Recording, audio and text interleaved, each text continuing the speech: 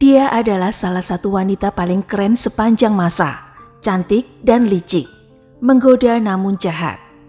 Yoshiko Kawashima alias Permata Timur memiliki itu semua. Dia juga seorang wanita yang manipulatif, pesonanya yang menggoda, dan taktik mata-matanya yang cerdik, mengangkatnya ke tampuk kekuasaan, kekayaan, dan memiliki ketenaran di Jepang dan di Cina. Kehidupan spionase, pesta pora, dan intrik politik pun terjadi. Dan Kawashima mengenakan semua seragamnya dengan bangga. Pada tahun 1948, Kawashima diadili, dipenjara, dan dieksekusi sebagai pengkhianat oleh Republik Tiongkok. Siapakah Yoshiko Kawashima ini? Langsung saja yuk ikuti kisahnya sampai selesai.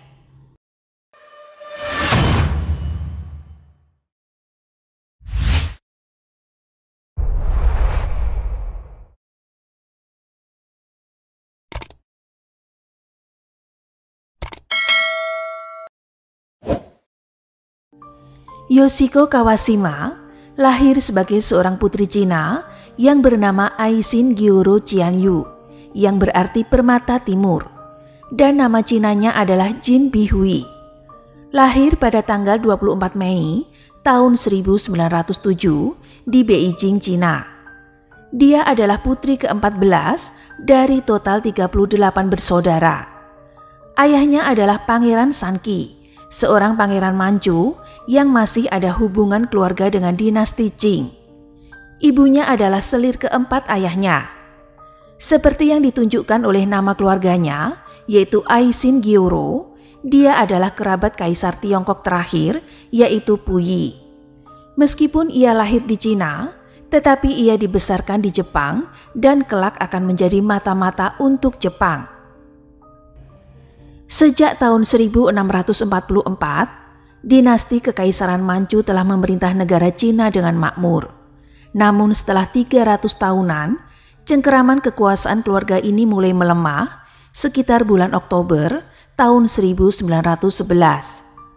Hal ini disebabkan oleh sekelompok revolusioner di Cina Selatan yang dipimpin oleh pembaharu nasionalis, yaitu Dr. Sun Yat-sen, yang berhasil memimpin pemberontakan hingga berhasil melawan dinasti Qing dan kemudian mendirikan Republik Tiongkok.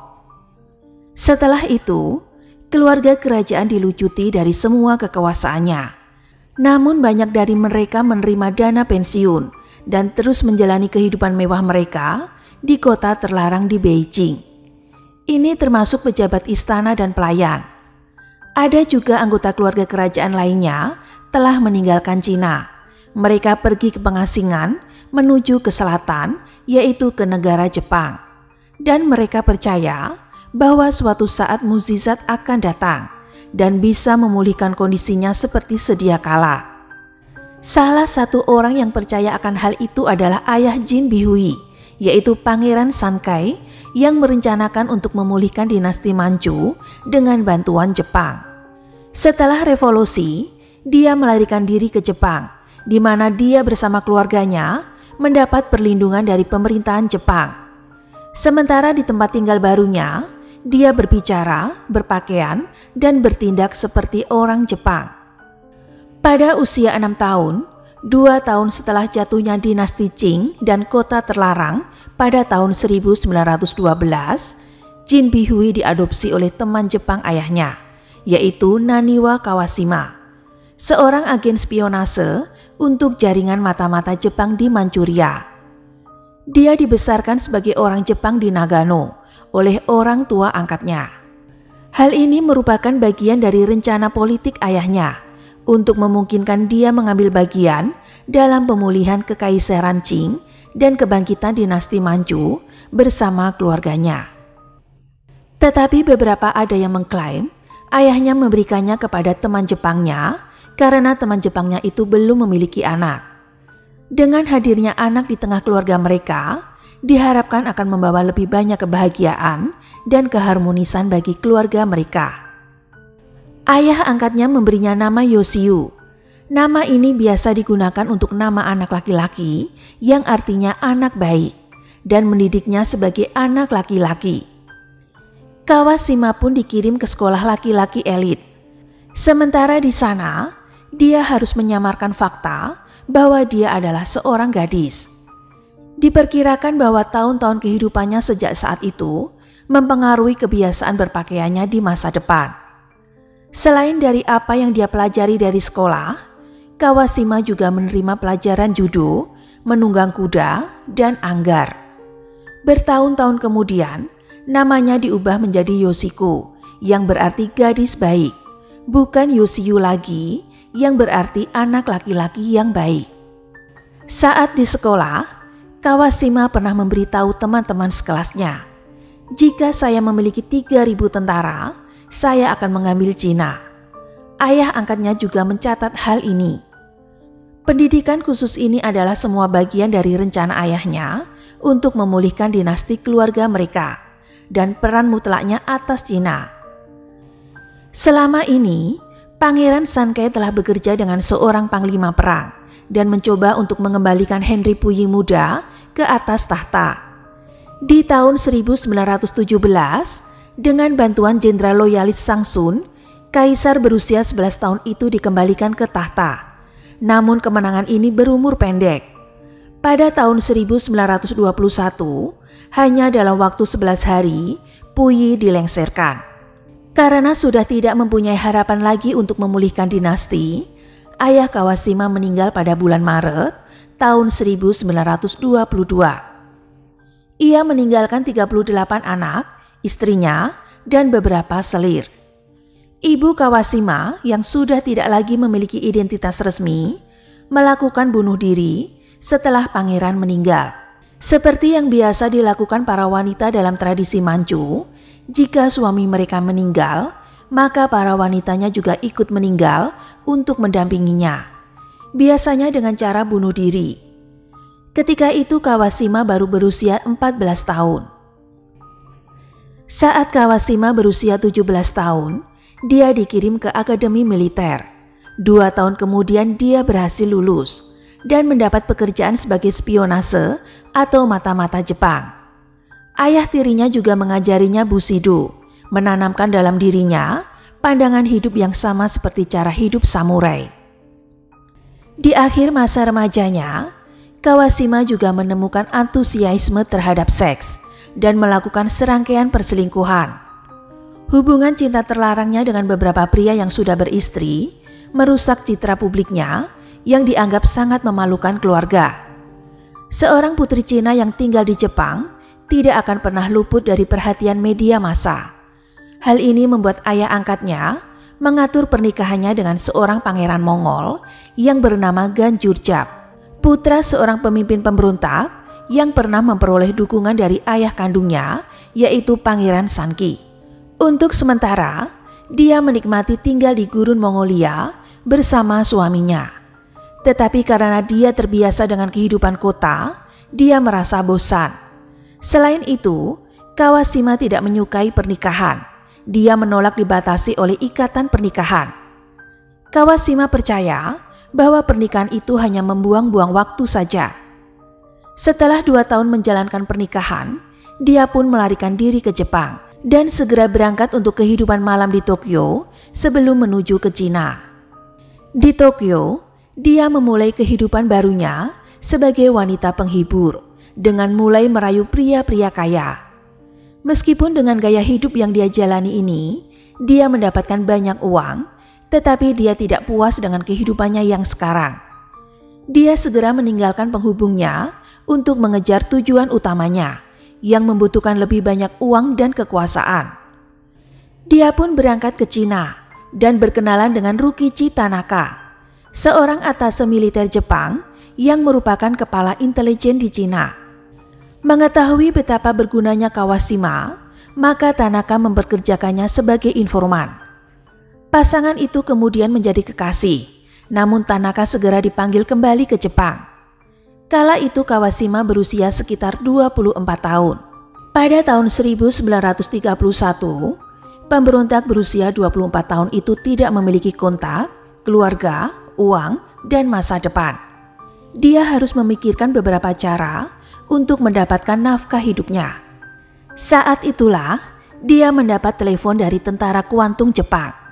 Tentara kuantum Jepang telah lama mengincar Manchuria, memandang wilayah yang terletak di sebelah Korea itu sebagai kepemilikan sah Kekaisaran Jepang.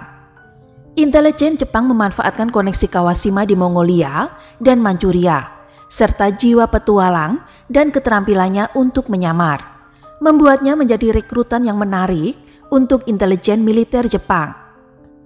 Kawashima pun mulai bekerja sebagai mata-mata Jepang di bawah perintah Jenderal Kenji Doihara, yang merupakan tentara kepala dinas intelijen rahasia. Menurut catatan, Kawashima dikabarkan menjadi salah satu mata-mata paling tangguh di wilayah itu. Tugas pertamanya adalah tur inspeksi di timur laut dengan menyamar sebagai guru wanita, di mana dia telah menjalin koneksi dengan pendidik dan wartawan dan mendapatkan kepercayaan dari otoritas sipil dan militer di tempat yang berbeda. Sementara misi di Manchuria, dia sering menggunakan seragam militernya, membuat semua orang mengajukan pertanyaan apakah dia seorang pria atau wanita. Ini dibuktikannya dengan mudah dia dapat menyesuaikan diri dengan lingkungan barunya di kemiliteran, yang hampir sebagian besar lingkungannya diisi oleh kaum laki-laki. Bahkan di dalam kelompok tersebut, dia tidak terlalu banyak menarik perhatian. Kawashima digambarkan mempunyai kepribadian yang sangat menarik. Dia sangat menjiwai perannya seperti layaknya aktris film. Dia sangat tomboy dan selalu berdandan sebagai layaknya pria. Dia suka mengenakan seragam militer dengan penampilan sempurna dan sangat perfeksionis dalam hal selera berpakaiannya. Semuanya harus benar-benar sempurna dan detail, dari posisi, kelengkapan baju, serta pedangnya. Juga dia akan memoles sepatu bootnya hingga licin. Kawashima juga sering berpose dengan banyak foto, seperti saat dia memakai pakaian tradisional pria, seperti tuxedo atau seragam militer. Dia juga tahu bagaimana merayu pria. Dia juga tebar pesona dengan menggunakan kecantikannya dan feminitasnya. Dia akan memanipulasi targetnya dengan menggunakan kimono Jepang atau gaun upacara Cina, tergantung kepada siapa rayuan itu akan dilakukannya. Kawashima bisa berjalan ke arah mana saja. Dia terkadang bisa bersikap tenang dan terkadang bisa menjadi pemberontak. Kondisi ini yang bisa membuatnya berperan sebagai apa saja. Dia bisa berperan layaknya seorang pria yang tangguh dan bisa juga berperan sebagai wanita genit. Seiring berjalannya waktu, Kawashima menjadi sosok yang kejam dan tidak berperasaan. Dia bersedia untuk memanipulasi dan mengeksploitasi siapapun yang diperlukan untuk mencapai tujuannya. Mata Jenderal Doihara yang berpengalaman melihat hal ini dan selanjutnya membawanya menjadi orang kepercayaannya dan sekaligus menjadi wanita simpanannya. Reputasinya akan terus tumbuh, dan Cina kemudian akan menganggapnya sebagai wanita paling kejam dan jahat selama tahun 1930-an. Kawashima terus memata-matai Cina dan sebagai dalang dari banyak kecelakaan, seperti meledakkan kereta api Jepang yang segera disalahkan pada Cina. Hal ini memberi tentara Jepang alasan yang cukup baik untuk menyerang Cina dan memperluas wilayah mereka. Salah satu tujuan penting Jepang adalah untuk menciptakan negara boneka dengan latar belakang Kawashima sebagai anggota keluarga kerajaan Manchu, memungkinkan dia menjadi sangat berguna bagi pemerintahan Jepang. Melalui percobaan pembunuhan terhadap penipuan dan persuasi, dia berhasil meyakinkan sepupu jauh dia, yaitu Puyi, kaisar terakhir dari dinasti Qing yang menjadi penguasa boneka Manchu, negara bagian Manchuria, seperti yang secara resmi dikenal adalah negara boneka Kekaisaran Jepang. Puyi diterima dan pada bulan Februari tahun 1932, ia menjadi kepala eksklusif negara bagian. 2 tahun kemudian, dia akan menjadi kaisar. Tetapi ada satu masalah. Permaisurinya atau istrinya yang bernama Wan tidak ikut menemaninya karena telah menjadi pecandu opium. Jadi, Kawashima pergi sendiri untuk mengunjungi permaisuri Wan di kota asalnya Tietsin dan mulai berteman dengannya. Namun seperti biasa, dia memiliki motif tersembunyi. Dengan menggunakan keterampilan penipuan dan manipulasi, dia berhasil mendapatkan permaisuri untuk segera pulang ke Manchuria, di mana dia akan menemani suaminya selama upacara pelantikan sebagai kepala eksekutif. Berkat keberhasilannya, Kawashima ditunjuk sebagai komandan di pasukannya sendiri. Dia senang dengan hadiah ini dan dia pun senang memakai seragam perwira Jepang. Di Manchukuo, Kawashima bercampur dengan masyarakat kelas atas, berpesta hampir setiap malam. Dia adalah bagian dari elit yang menjalani kehidupan mewah di rumah-rumah mewah dan memiliki berbagai pria kaya dan berkuasa di belakangnya. Pada tahun 1932, Yoshiko Kawashima membentuk kavaleri 5.000 orang yang sebelumnya berprofesi sebagai kriminal untuk memburu gerilyawan anti-Jepang selama pengamanan Manchukuo. Manchukuo adalah negara boneka baru bentukan Jepang, di mana Kaisar Puyi diangkat sebagai raja bonekanya Jepang. Kawashima dan tentaranya melakukan banyak kejahatan perang yang tak terkatakan dalam pengkhianatan kejam terhadap warisan Cinanya. Surat kabar Jepang bahkan menjulukinya sebagai Zhuang of Art of Manchu. Sebagai hasil dari eksploitasinya, Kawashima menjadi tokoh yang sangat populer di Manchukuo. Tidak hanya ceritanya yang diterbitkan di surat kabar lokal, dia bahkan muncul di siaran radio dan bahkan merilis album dari lagu-lagu rakyat Mongolia. Tetapi popularitas ini mempengaruhi karir militernya. Dia sekarang lebih dikenali, artinya dia tidak banyak berguna sebagai mata-mata. Lebih jauh lagi, dia mengkritik kebijakan militer Jepang di Manchukuo dan hal ini membuat marah para pejabat Jepang. Suatu hari di tahun 1933, Kawashima sedang berbicara kepada pasukannya. Tiba-tiba dia ditembak dari jauh oleh seorang prajurit tidak dikenal. Di bawah komandonya, dia memerintahkan untuk menemukan orang yang bertanggung jawab atas insiden penembakan itu. Dia memerintahkan agar setiap tentara disiksa dan diinterogasi sampai pengkhianat terungkap. Begitu mereka menemukan pelakunya, dia membunuhnya sendiri. Sayangnya lukanya cukup parah dan menyebabkannya kerusakan fisik.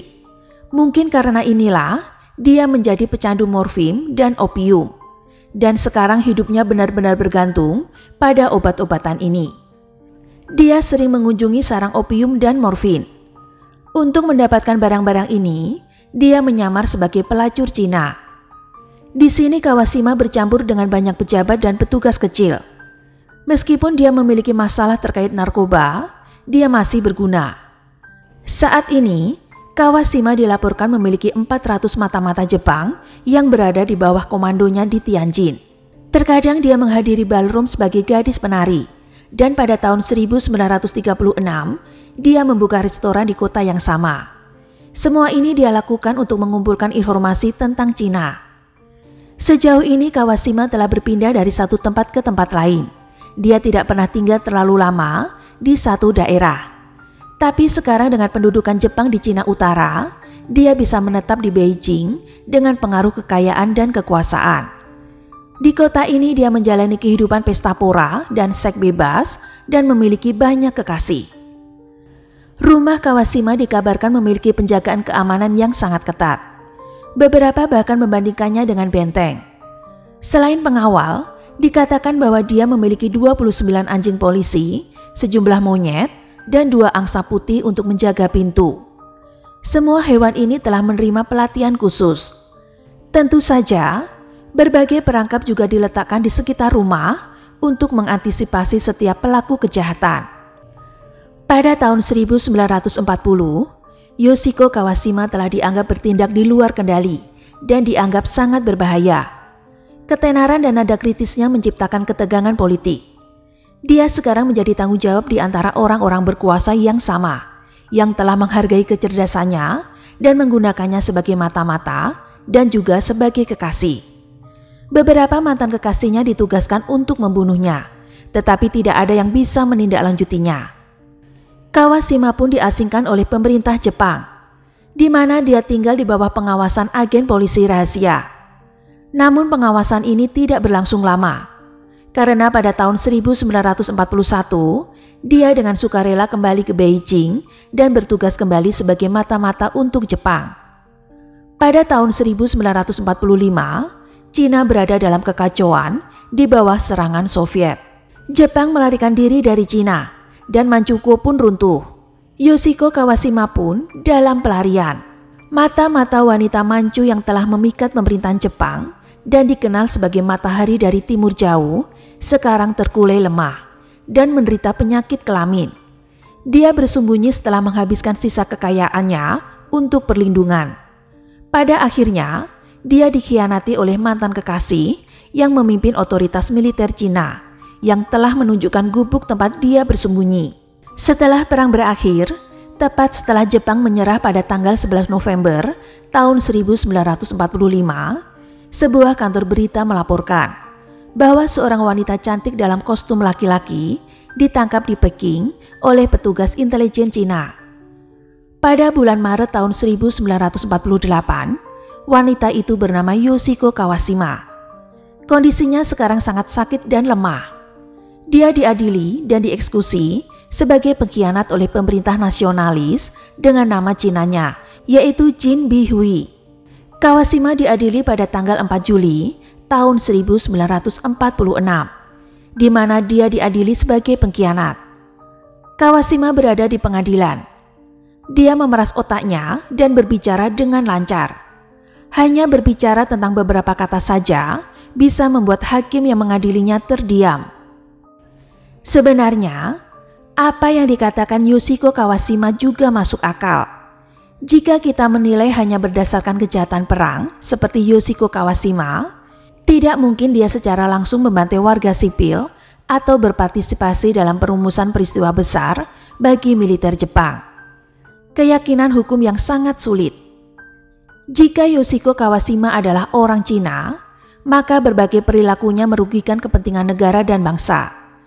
Tetapi jika dia berperilaku seperti orang Jepang, kedua belah pihak dalam keadaan perang, dan mereka adalah tuannya sendiri. Sebenarnya tidak ada alasan untuk dihukum. Oleh karena itu, identitas Yoshiko Kawashima telah menjadi kunci hidup dan matinya. Selama orang Jepang bisa membuktikan Yoshiko Kawashima adalah orang Jepang, kemungkinan besar Yoshiko Kawashima akan dibebaskan. Dia dan pengacaranya bersikeras bahwa dia orang Jepang, tetapi dia tidak dapat membuktikan dengan surat-surat bahwa dia diadopsi. Akhirnya ayah angkatnya, yaitu Naniwa Kawashima, juga dipanggil sebagai saksi. Di persidangan, Naniwa Kawashima berkata, "Saya dapat mengatakannya dengan pasti bahwa Yoshiko Kawashima benar-benar orang Jepang. Tetapi ada masalah. Saya telah kehilangan sertifikat pendaftaran rumah tangganya." Menanggapi jawaban ini, meskipun Naniwa Kawashima terus mengatakan bahwa Yoshiko Kawashima adalah orang Jepang, kalimat surat tanda daftar rumah tangga hilang membuat identitas Yoshiko Kawashima tidak dapat dikonfirmasi. Pada saat ini, Yoshiko Kawashima sepenuhnya mengerti bahwa dia pasti akan mati. Poin inilah yang membuat Yoshiko Kawashima merasa sangat dirugikan, dan dia merasa disinilah hukum tidak adil. Oleh karena itu, dia dikutuk sebagai pengkhianat Cina dan bukan penjahat perang Jepang. Kedua negara telah meninggalkannya. Dan harus disebutkan bahwa jaksa sebenarnya tidak memiliki bukti kuat atas kejahatannya. Tetapi pada saat itu, bukti beban ada pada orang yang tidak bersalah. Dan karena Kawashima tidak dapat membuktikannya tidak bersalah, hakim menjatuhkan hukuman mati kepadanya. Yoshiko Kawashima dieksekusi di bawah perintah Chiang Kai-shek di Beijing. Pada hari eksekusi, dia mengatakan bahwa dia adalah seorang tentara Jepang dan menuntut agar dia diberi kehormatan militer dengan regu tembak. Dia ingin mati sebagai orang Jepang dan meminta untuk dipakaikan kimono berwarna putih. Kedua permintaan itu ditolak. Dia dieksekusi di depan umum. Wajah cantiknya hancur total oleh peluru di bagian belakang kepalanya. Yoshiko Kawashima dieksekusi pada tanggal 25 Maret tahun 1948 di usia 41 tahun. Tubuhnya menjadi tontonan publik. Tidak ada keluarga yang datang untuk mengidentifikasi tubuhnya. Tubuh yang sudah menjadi mayat itu akhirnya dibawa oleh seorang biarawan Jepang untuk dikremasi. Jenazahnya dikirim ke keluarga angkat Jepangnya. Kawashima tidak memberikan kata-kata terakhir, tetapi sebuah tulisan yang berbentuk puisi ditemukan di dalam sakunya. Dia mengatakan, "Meskipun ada rumah, saya tidak bisa kembali. Walaupun saya penuh air mata, tetapi saya tidak bisa menangis. Meskipun ada hukum, itu tidak benar.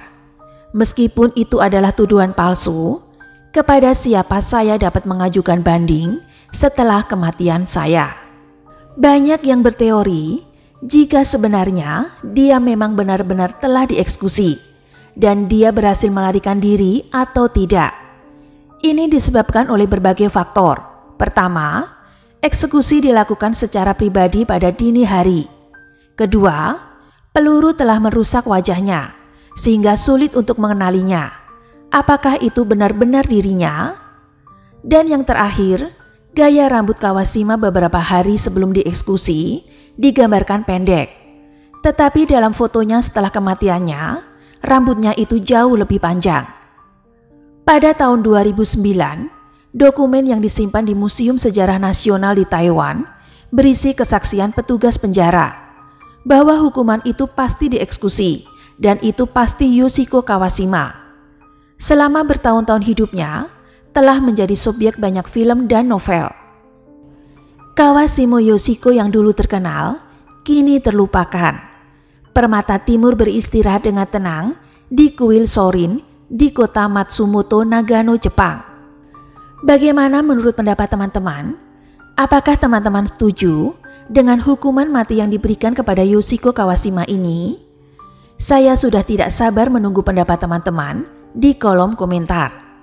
Dan jika masih ada yang kurang dalam materi penyampaian saya dalam cerita kali ini, silakan teman-teman tambahkan dan tulis di kolom komentar. Terima kasih sudah mendengarkan cerita Adelisti pada hari ini dan tunggu cerita-cerita selanjutnya yang lebih seru.